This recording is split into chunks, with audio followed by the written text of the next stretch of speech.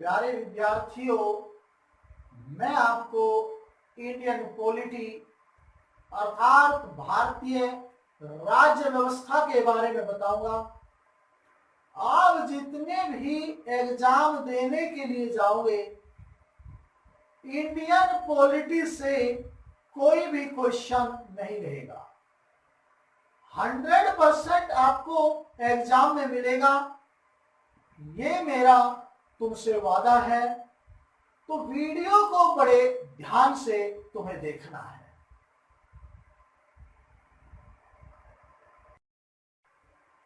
प्यारे विद्यार्थियों, आज हमारा टॉपिक रहेगा भारतीय संविधान। संविधान क्या होता है? किसी भी देश की शासन व्यवस्था को चलाने के लिए कुछ नियम और कानून बनाए जाते हैं।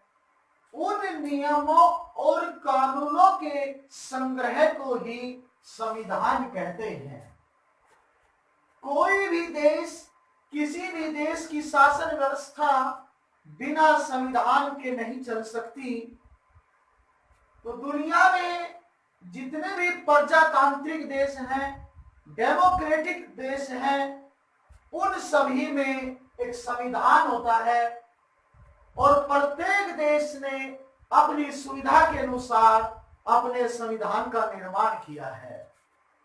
तो यहाँ संविधान के प्रकार परिवर्तनशीलता के आधार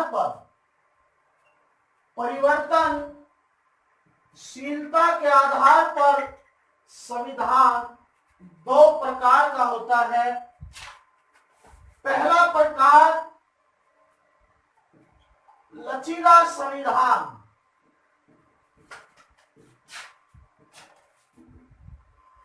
दूसरा प्रकार कठोर संविधान।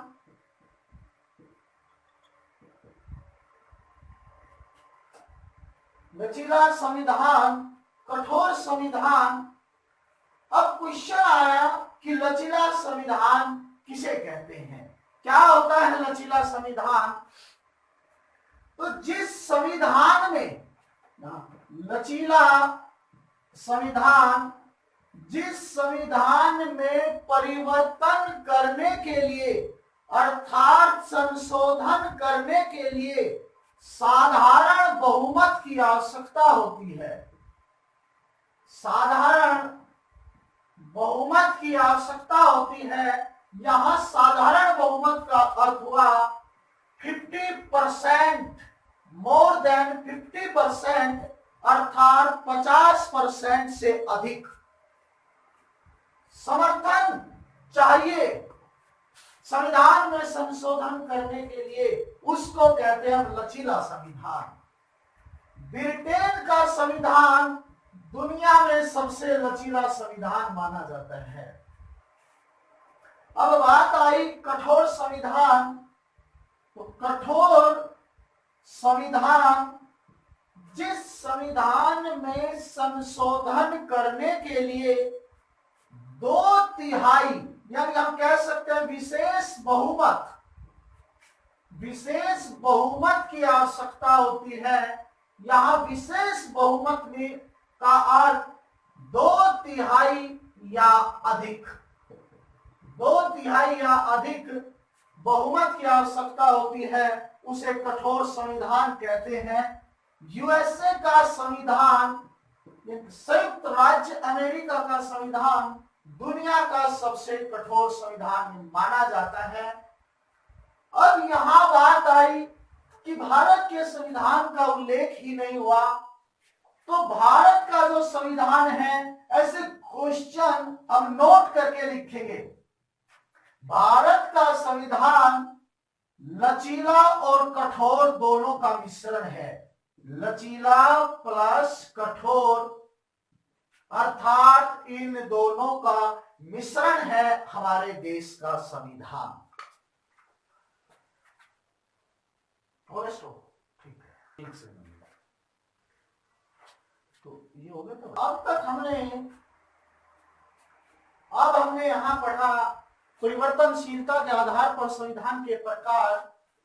अब हम यहां पढ़ेंगे अभिसमय एवं नियमों के आधार पर, अभिसमय एवं कानूनों के आधार पर संविधान के प्रकार। ये दो प्रकार का होता है, लिखित संविधान और दूसरा होता है अलिखित संविधान। अलिखित संविधान, अब बात आई लिखित संविधान किसे कहते हैं, अलिखित संविधान किसे कहते हैं। जिस संविधान का निर्माण संविधान सभा के द्वारा, संविधान सभा के द्वारा निश्चित समय में किया जाता है, उसको लिखित संविधान कहते हैं। तो दुनिया में जो सबसे पहले लिखित संविधान बनाया गया वो यूएसए में बनाया गया था। अब बात आई अलिखित संविधान किसे कहते हैं।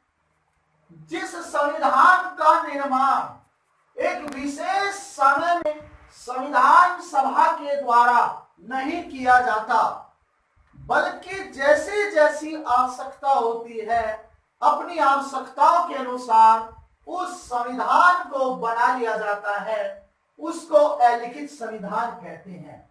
अर्थात अलिखित संविधान में ना संविधान सभा होती, संविधान सभा नहीं होती, संविधान सभा नहीं होती, ना ही निश्चित समय होता, निश्चित समय नहीं होता।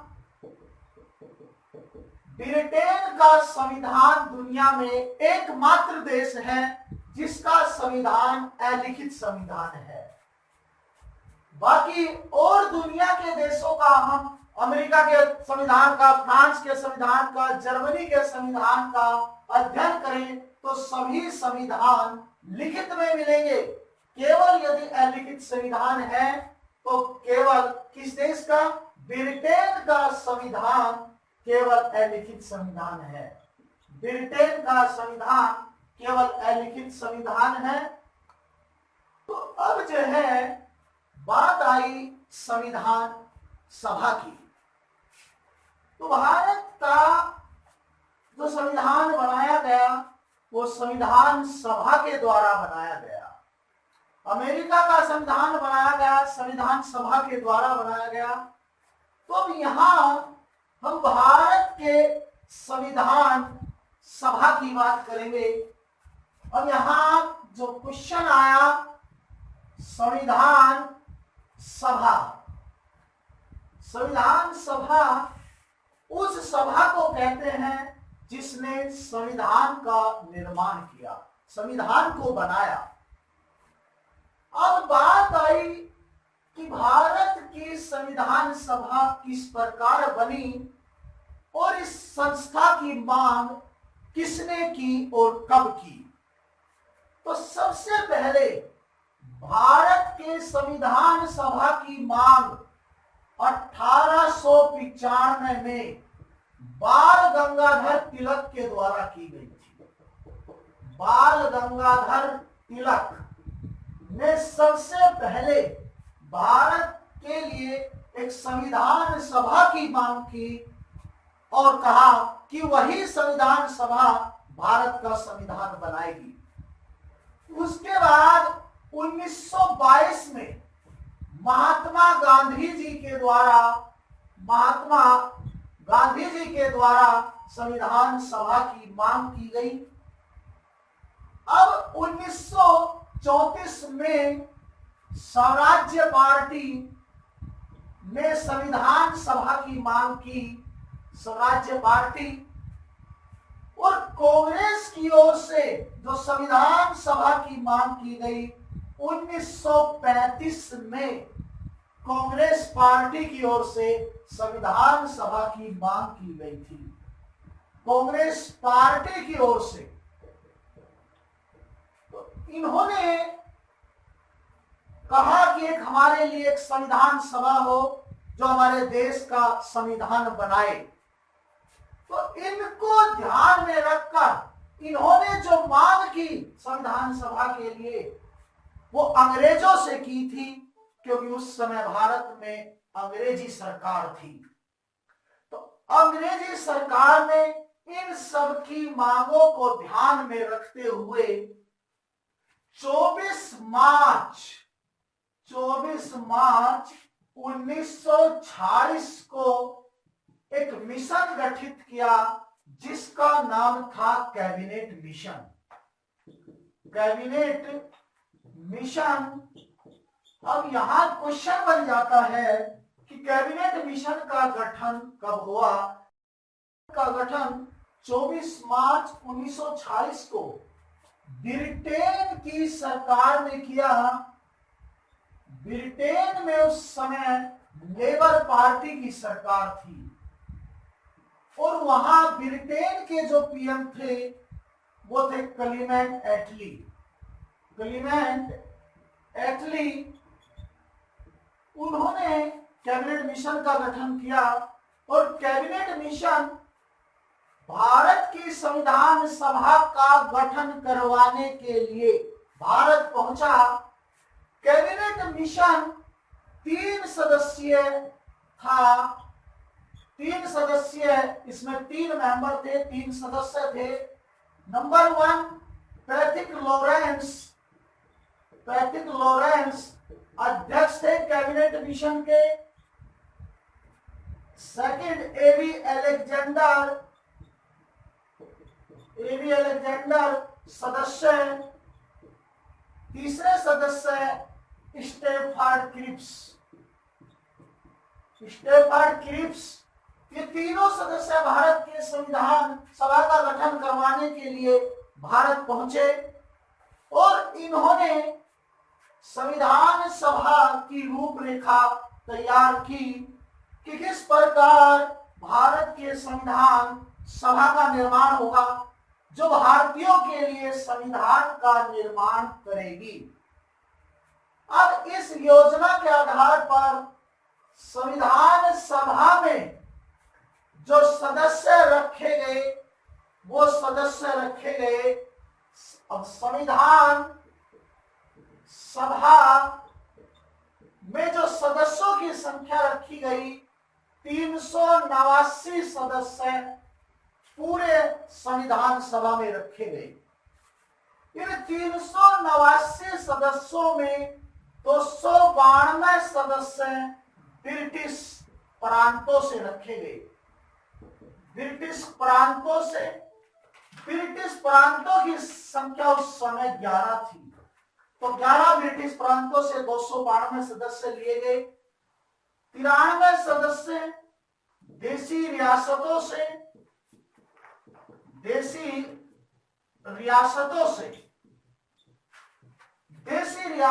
की। अब देसी रियासत कहते किसे हैं? ब्रिटेन के अंडर में वो छोटी छोटी रियासतें जहां राजा भारत के थे उनको देसी रियासत कहा गया। देसी रियासतों की संख्या उस समय 562 थी। अब उस समय जो सबसे बड़ी देसी रियासत थी, सबसे बड़ी देसी रियासत हैदराबाद हुआ करती थी। अब इनके बाद 4 सदस्य कमिश्नरी क्षेत्रों से चुने गए। 4 सदस्य कमिश्नरी क्षेत्रों से।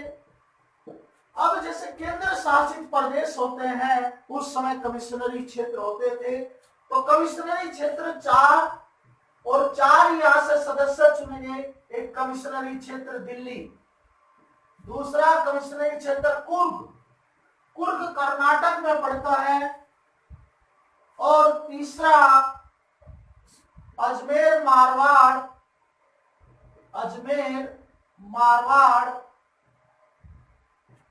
और उसके बाद जो चौथा 4 कमिश्नरी क्षेत्रों में तीसरा अजमेर मारवाड़, चौथा कमिश्नरी क्षेत्र था ब्रिटिश बलूचिस्तान। ये वर्तमान में पाकिस्तान में है। तो इस प्रकार 4 केंद्र शासित प्रदेश, तो कुल मिलाकर संविधान सभा के सदस्यों की संख्या हो गई 389। इन 389 अर्थात हमारी जो संविधान सभा बनी, जो सदस्यों का विभाजन किया गया, संप्रदाय धर्म के आधार पर किया गया था। अर्थात निर्वाचन क्षेत्र को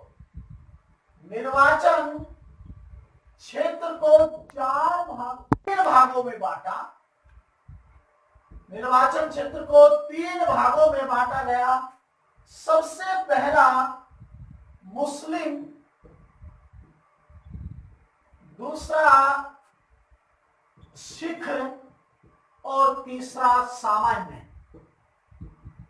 अर्थात मुस्लिम और सिख को छोड़कर दूसरे धर्म जैसे जैन, पारसी, यहूदी, ईसाई, उन सभी को सामान्य में रखा गया। मुस्लिम के लिए सीटों की संख्या निर्धारित की गई 79 सीटें। सिखों के लिए संविधान सभा में 4 सीटें और सामान्य के लिए सीटों की संख्या 213 रखी गई। और 213 सामान्य के लिए एक निर्वाचन क्षेत्र, एक संविधान सभा का एक सदस्य, संविधान सभा का एक सदस्य 10 लाख की जनसंख्या पर लिया गया। अर्थात संविधान सभा के एक सदस्य ने 10 लाख की जनसंख्या को रिप्रेजेंट किया, प्रतिनिधित्व दिया। इनमें डॉक्टर अंबेडकर जो प्रारूप समिति के आगे चलकर अध्यक्ष बनेंगे, डॉक्टर अंबेडकर का जो चुनाव हुआ संविधान सभा के लिए, वो पश्चिम बंगाल से हुआ था। ये क्वेश्चन कई बार पूछा गया है। तो अंबेडकर संविधान सभा के लिए कहां से चुने गए? पश्चिम बंगाल से चुने गए। अब उसके बाद संविधान सभा में चुनाव की प्रक्रिया शुरू हो गई। जब चुनाव हुए संविधान सभा के लिए, जो चुनाव हुए 292 सीटें वो जो ब्रिटिश प्रांतों की थी, 292 सीटें ब्रिटिश प्रांतों की, 4 सीटें कमिश्नरी क्षेत्रों से, कुल मिलाकर 296 सीटों पर चुनाव हुए। टोटल 296 सीटों पर चुनाव हुए। अब इन 296 सीटों में से 73 सीटें मुस्लिम लीग ने जीती। मुस्लिम लीग ये पार्टी थी, तो मुस्लिम लीग ने 73 सीटें जीती। 208 सीटें कांग्रेस पार्टी ने जीती। कांग्रेस पार्टी ने 1 सीट कृषक प्रजा पार्टी ने जीती, कृषक प्रजा पार्टी, और बाकी जो सीटें बची वो निर्दलीय उम्मीदवारों ने जीती। तो इस प्रकार हमारी संविधान सभा का गठन हुआ। 93 सदस्य जो देशी रियासतों से चुने गए, देशी रियासतों से, इनके लिए चुनाव नहीं हुआ। यह कहा गया कि देशी रियासतों के राजाओं को अपनी सहमति के आधार पर संविधान सभा में सदस्यों को भेजना है। तो यहां जो क्वेश्चन पूछा जाए कि संविधान सभा में जो चुनाव हुआ वो कितनी सीटों के लिए हुआ? 296 सीटों के लिए। मुस्लिम लीग ने कितनी सीटें जीती? 73 सीटें जीती। कांग्रेस पार्टी ने कितनी सीटें जीती? 208 सीटें जीती। तो इस आधार पर संविधान सभा का गठन हो गया। तो इस प्रकार हमारी संविधान सभा का गठन हुआ। अब संविधान सभा में 15 महिलाएं थी। ये क्वेश्चन कई बार पूछा गया है कि संविधान सभा में कितनी महिलाएं थी। तो 15 महिलाएं। इनमें जो मुख्य महिलाएं रही मैं उनका यहाँ उल्लेख करूंगा। सबसे पहली महिला पंडित विजय लक्ष्मी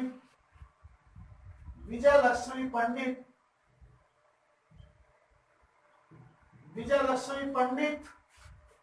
ये इसकी इंपोर्टेंसी 1956 में महासभा, जो संयुक्त राष्ट्र संघ का एक अंग है महासभा, उसकी पहली महिला अध्यक्ष थी विजय लक्ष्मी पंडित, 1956 में बनी।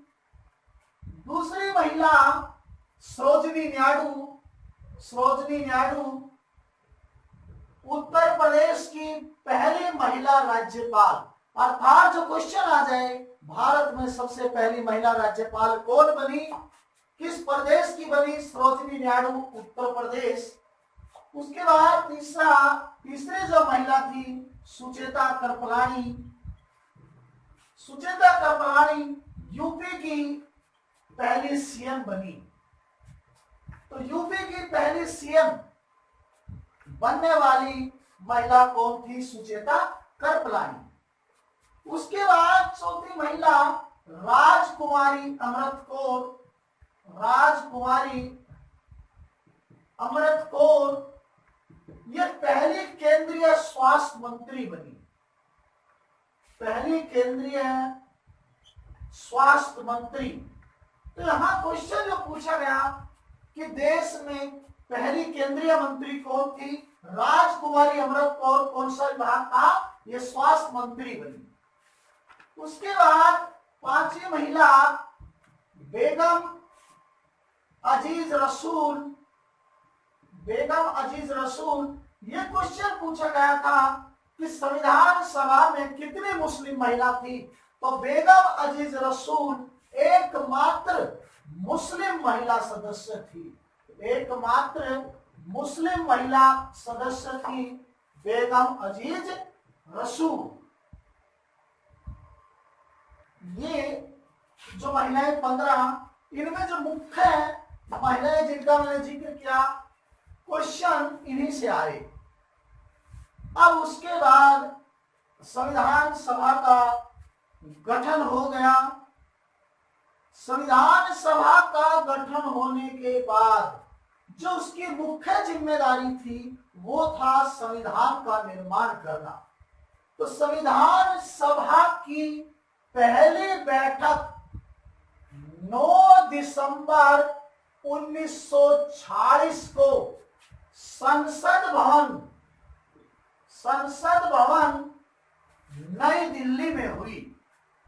संसद भवन नई दिल्ली के केंद्रीय कक्ष में ठीक 11 बजे पहली बैठक संपन्न हुई। इस पहली बैठक में जो सदस्यों की संख्या थी 207 सदस्य थे, अर्थात 389 सदस्यों में से पहली बैठक में 207 सदस्य ही उपस्थित थे। मुस्लिम लीग व देशी रियासतों ने इस बैठक में भाग नहीं लिया, पहली बैठक में। और इसके लिए 9 दिसंबर 1946 को ही एक अस्थायी अध्यक्ष बनाए गए। अस्थायी अध्यक्ष डॉक्टर सच्चिदानंद सिन्हा। कई बार ये क्वेश्चन पूछा गया है कि संविधान सभा का पहला अस्थायी अध्यक्ष कौन था। तो अगर आंसर होगा डॉक्टर सच्चिदानंद सिन्हा। कब चुना गया? 9 दिसंबर 1946 को। पहली बैठक कहाँ हुई? संसद भवन में। पहली बैठक में कितने सदस्यों ने भाग लिया? 207 सदस्यों ने पहली बैठक में भाग लिया। अब क्वेश्चन है कि पहली बैठक में किस पार्टी ने भाग नहीं लिया था? तो मुस्लिम लीग व देशी रियासतों के सदस्यों ने भाग नहीं लिया था। देशी रियासतों के सदस्यों ने भाग नहीं लिया। अब उसके बाद दूसरी बैठक 11 दिसंबर 1946 को संसद भवन में ही संपन्न हुई। संसद भवन 11 दिसंबर 1946 को, तो 11 दिसंबर 1946 को ही स्थायी अध्यक्ष बनाया गया। स्थायी अध्यक्ष डॉक्टर राजेंद्र प्रसाद को चुना गया। इसी क्रम में 11 दिसंबर को ही स्थायी उपाध्यक्ष का भी चुनाव किया गया। स्थायी उपाध्यक्ष H.C. मुखर्जी। H.C. मुखर्जी 11 दिसंबर को ही संवैधानिक सलाहकार की नियुक्ति भी की गई। संवैधानिक सलाहकार doctor B.N. Rau. Doctor B.N. Rau, Benegal Narsingh Rau. तो यह क्वेश्चन तो बहुत ज्यादा बार रिपीट हुआ कि संविधान सभा की दूसरी बैठक कब हुई? 11 दिसंबर 1946 को। स्थायी अध्यक्ष चुना गया डॉक्टर राजेंद्र प्रसाद, उपाध्यक्ष चुने गए H.C. मुखर्जी और संवैधानिक सलाहकार डॉक्टर B.N. राव। पूरा नाम था बेनेगल नरसिंह राव। बेनेगल नरसिंह राव इसके संवैधानिक सलाहकार चुने गए।